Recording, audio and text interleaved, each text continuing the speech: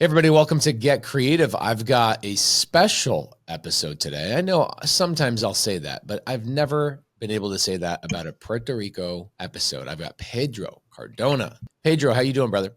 Doing awesome, man. Thank you. And I mean, it's a pleasure. Thanks for everything, and at least give you a little back from as much as you're always giving. So it's Yeah, a man, pleasure I to do that. appreciate you, dude. I love a family man. I love a guy that's got the girls just like me. I love a guy that's just so in love with their wife and just living that family life, man. I'm so grateful to be your friend. I'm so grateful to know you. Let's talk about a deal. You've got a deal that you did before we started the show. You actually said that you bought a waterfront penthouse, Ocean subject view, to ocean view, ocean Ocean view. View. Okay.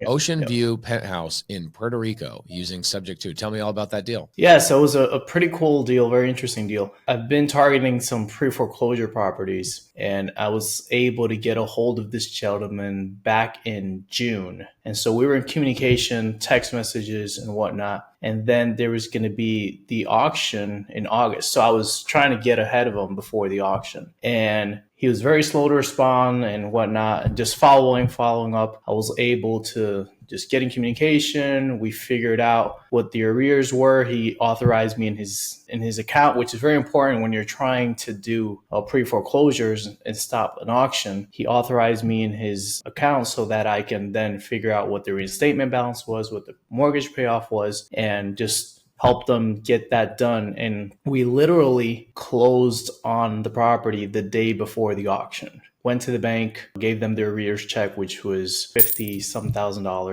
He was happy. So we were able to do that. $50,000 in arrears. This must be an amazing property. And also that guy sounds like he was really, really far behind on his payments. How far behind was he on his payments? I mean, he was probably like 6 years. What? Which is crazy. Yeah. Puerto Rico, the foreclosure process in Puerto Rico can take a while sometimes. Is that a good thing or a bad thing for you as a foreclosure specialist in Puerto Rico? I'd say it's both, because most people won't be able to catch up their arrears. So it gives me that advantage because I've got the capital to be able to do that. I see. You're saying because it takes so long, people take advantage of how long it takes. And so the arrears stack up heavily. And when it finally comes down to saving the house and this whole ostrich with their head in the sand has to face the sun finally, it's so big that they just are like, I can't do this. And you can come in and you are the savior. The bad part about it is what? I mean, the bad part is sometimes the deals, the numbers are just way too out there. Like right now, I was trying negotiating one this week that they owe 80 some odd $1,000 in arrears, and it's $20,000 off for me to be able to buy it. So just giving her some insights and trying to help her to see what she can do. She's considering doing just a bankruptcy or something to at least stop it, because she does have equity. If she were to sell it herself, which I told her, hey, I can help you, she could at least get $30,000 to $40,000 in her pocket. Yeah, it makes sense. Sometimes it doesn't, just like any real estate deal. Are you also an agent? Are you listing properties like this?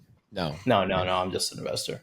But I'll help. I mean, I'll see whatever I can do to help them at least get something. And obviously, I know several agents, so I would gear them that way so that they can get their property sold. Hey, I want to interrupt this video to tell you about Squad Up Summit's coming up on April 23rd, 24th, and 25th. All the way down here, guys. Check this out. It's happening in Orlando. It's going to be happening in Orlando. Why should you be there? There are going to be people that you meet there that are going to be your private money lenders, people that bring deals to you, people that you can recruit on your team. Our events are the most collaborative events in real estate. We're not just giving you information. Yeah, cool. Awesome. If you want information, go to ChatGPT. We have speakers that will help you create the through line into your vision of what you really want to do. You'll walk out of there with a renewed sense of purpose, knowing exactly what you want to do, and more importantly, who you're going to do it with. You will find partners, private money lenders, recruit employees, whatever it is that you need in your business, it will be at Squad Up Summit. So make sure you get your ticket. Go to squadupsummit.com. Now back to the video.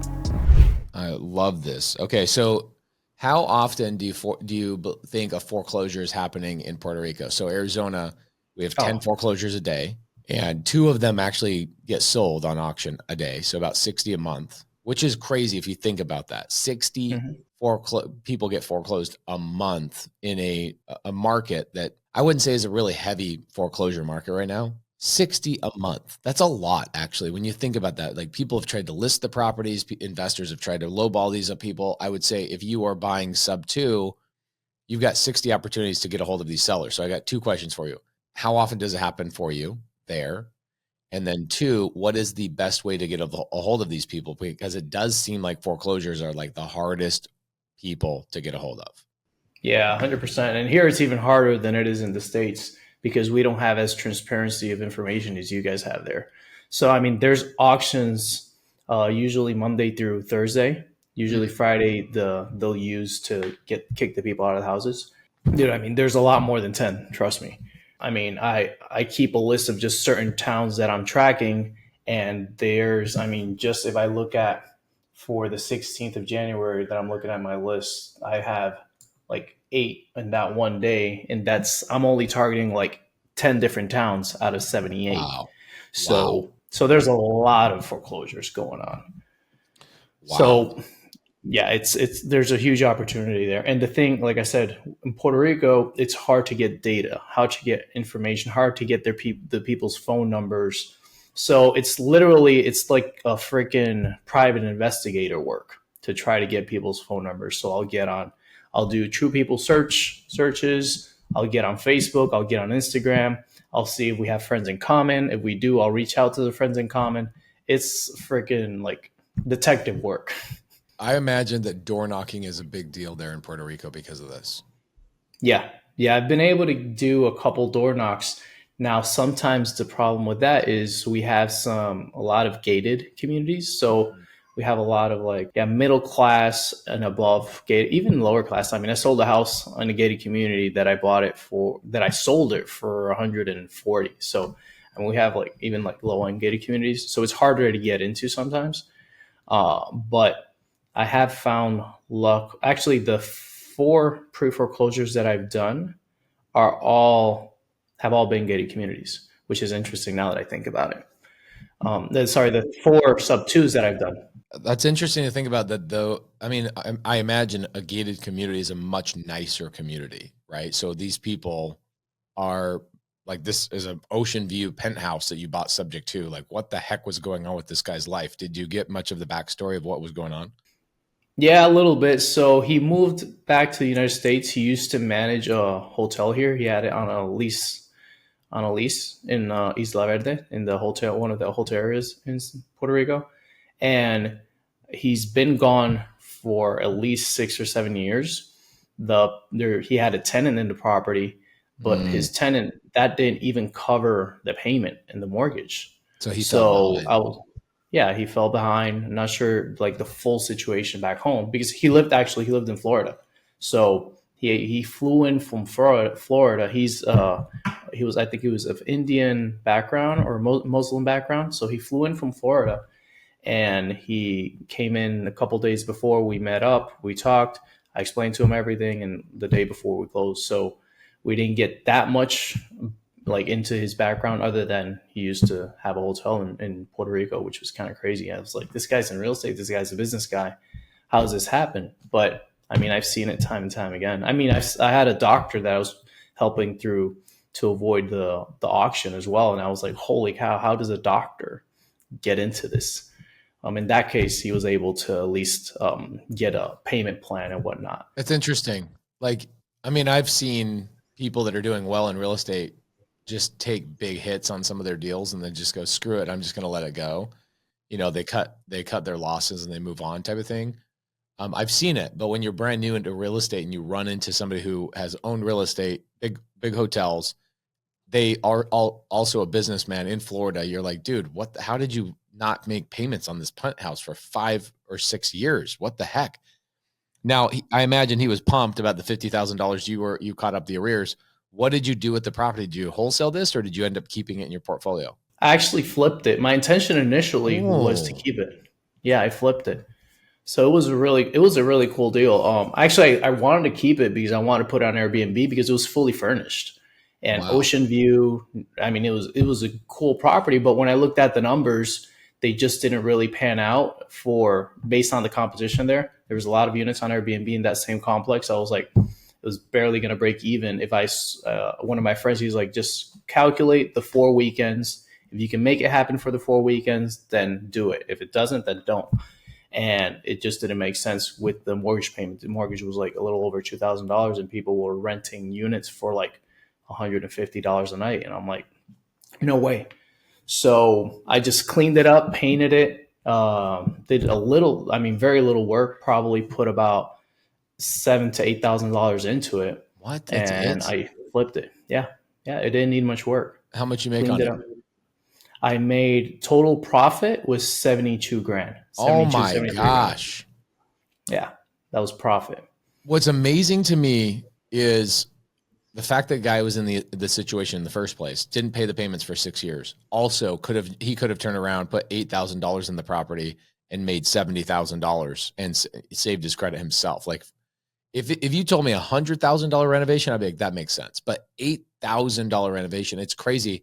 It's out of sight. It's out of mind. He probably was like emotionally just over this property years and years ago. He's just like, I don't want to have anything to do with it, which is probably why it was hard to get a hold of him, right? Because he's just like, I don't want to deal with it. Like, I just, whatever. You tell him you'll catch up his arrears. He's like, all right, I guess there's enough incentive for me to actually get involved and authorize Pedro, 72 grand, dude. That's so great. Oh my God. And I paid him. I'm paying him on the back end. We agreed to do $9,000 once I sold it minus the legal costs. So he'll at least get something out of it. That's so great, man. What a great structure.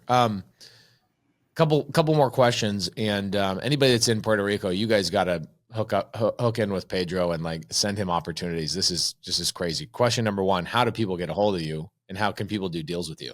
Yeah, so I mean, I'm looking to do a lot more deals. So last year I did 21 flips and I bought 21 total. So definitely looking to do a lot more. This is my Instagram handle over here. It's my name, Pedro Cardona, 10X. I've been following Cardona for a while, and that's the one that I put for now. I want to do deals with people in SubTo. It's like I've been wanting to do something. I haven't been able to figure something out with someone in the SubTo community.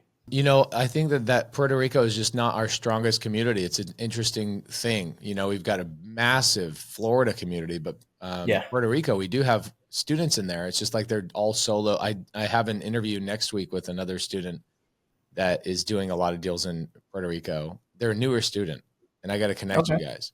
For sure. The other thing, I'm going to be hanging out with Grant Cardone in 2 months in Florida. I should have you fly out and spend the day with me and Grant. Would you be up for that? For sure. I mean, okay. Two of the people I most admire, and the fact that easy. We'll spend the day together. It'll be great. We'll love that. We'll love that. See, and it's pretty cool because, one thing that you mentioned earlier is like the family guy, like that type of vibe. And that's exactly how I see you. And that's exactly how I see Grant. Like Grant that is very much that way for sure. He's very similar to you, bro, in that regard. Okay. So Pedro, I got your Instagram, got your cell phone number. You're in Puerto Rico. Your first SubTo deal that you did in our community was a $72,000 profit deal. That's freaking amazing. There's an abundance of opportunity in Puerto Rico. I think Puerto Rico, you could do nothing but seller finance and SubTo deals. I think that's like the land of opportunity there because banking is so hard to get your hands on. Foreclosures are crazy over. That's so interesting to me. What do you think this year looks like for you? Are you going to do new builds? Are you going to keep doing the same exact thing you've been doing because it's obviously working? You're going to double down, get more efficient. What are your thoughts? Several things. Definitely double down. Now, also working on doing a development for a hotel. Actually, Vina is a partner on that. We have a lot that actually I'm flipping the lot and we're looking for a bigger lot. I bought a lot last week. Actually, when you were here in Puerto Rico, I was able to negotiate. Actually, I missed your talk, like 90% of it, because I was figuring out this deal that I have right now. It was an auction property. I got the capital within like 20 minutes while I was there. Next day, I went to an auction, bought the property for $230. We were going to do a hotel there. It's a little smaller than we would like. We want to do more. It would come out to 40 units. We want more than that. So selling off that lot, I'm selling it for $500,000. Just got under contract yesterday. Wow. And so now we're looking for a bigger lot so that we could do a hotel deal. So that's one of the things. And of course, just doubling down on the flips. And I want to do a lot more sub-twos because I want to keep stuff in portfolio. I love it. Pedro Cardona, everybody, please reach out to him. You got his Instagram. All right, brother. Thank you so much. This was awesome. Thanks, brother. Appreciate you. Thanks for all you do.